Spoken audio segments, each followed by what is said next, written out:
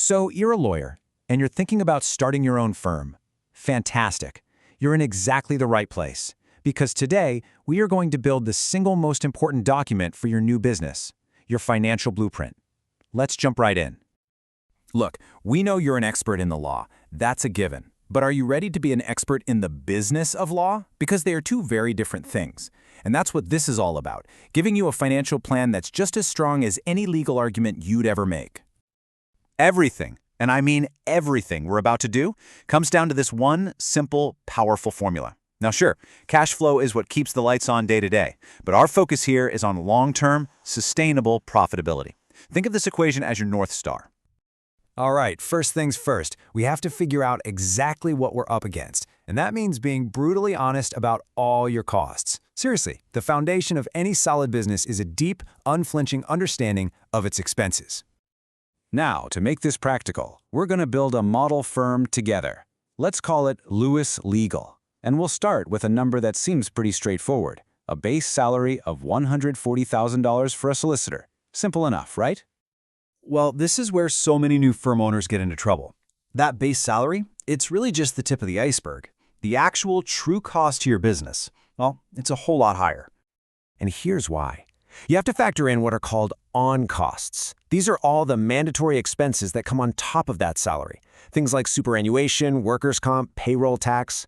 You add it all up, and for every single dollar in salary you pay out, it's actually costing your firm almost $1.18. So what does that actually look like?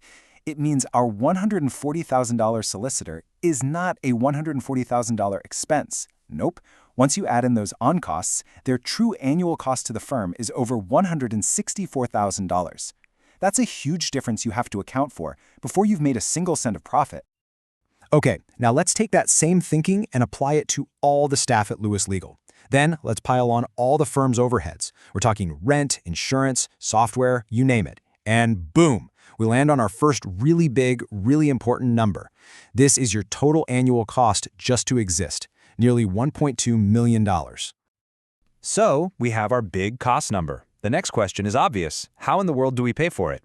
Well, in a law firm, the main thing you sell is your time. But as you're about to see, not all hours are billable hours. Let's break it down. A standard work year is about 2,080 hours. But your solicitors aren't billing all of that, not even close. First, you have to pull out all the leave, annual leave, public holidays, sick days. Then, you've got to account for all that crucial, non-billable time for things like admin, training, or marketing. We'll estimate a pretty realistic 25% for that. And what are we left with? Just 1,320 chargeable hours per solicitor per year. That's your real inventory. So for our model firm, Lewis Legal, with 4 fee earners, that gives us a grand total of just over 5,000 billable hours for the entire year. Let that sink in for a second.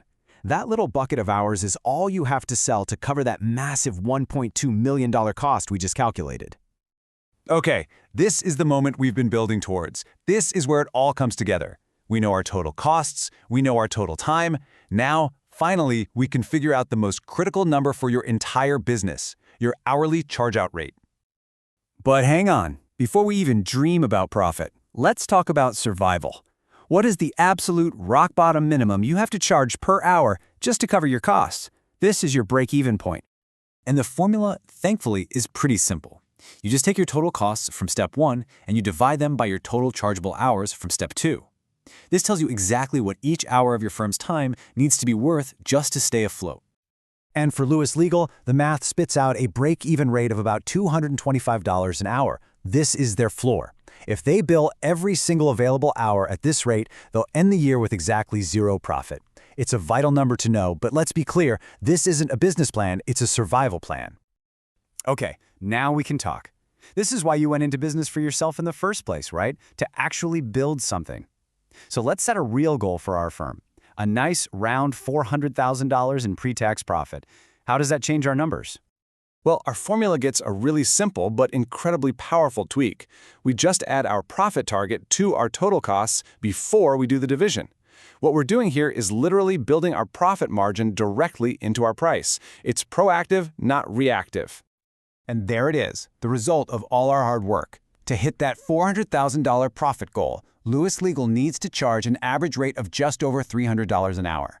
And the beauty of this number is that it isn't just pulled out of thin air. It's not based on what your competitor down the street is doing. It is built from the ground up on your costs, your capacity, and your goals. Now you might be thinking, great, we're done. But honestly, the real magic of this model is what you can do with it now.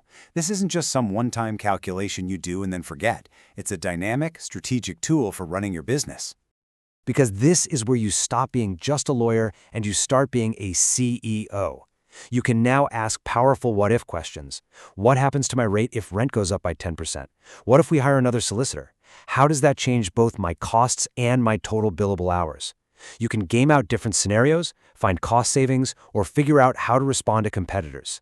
This model becomes your command center. So remember, your charge rate is so much more than just a number. It's your entire business plan, your whole strategy distilled into a single figure.